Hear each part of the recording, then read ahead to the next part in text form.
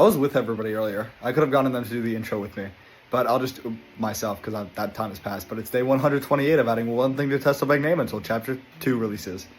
I almost forgot. Hi guys, today I realized we're working on, I'm not even going to say it at this point, that there's a Light Enemies deficit in TSN. And it's making it really hard for me to make the rooms different from one another. The interesting thing about it is that there's about the same amount of heavy and light enemies. I mean, let me list it out. For light enemies, we got the basic enemy, rifle enemies, shotgun enemies, flying turrets, and pilots.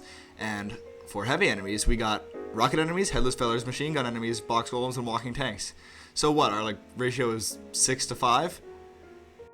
Here's where the problem comes in though. While there may be more light enemies than heavy enemies, those light enemies need to be placed much more than the heavy ones, making it seem like there are less light enemies. Like, for a room I can just place 1 or 2 rocket enemies and call it, but with light enemies I gotta place like 5 rifle or shotgun enemies to get the same level of threat. So it feels like it gets a bit stale. That's probably just me though, honestly, because like I've said before, me playing this game for well over 300 hours definitely makes things feel more stale for me than the average player.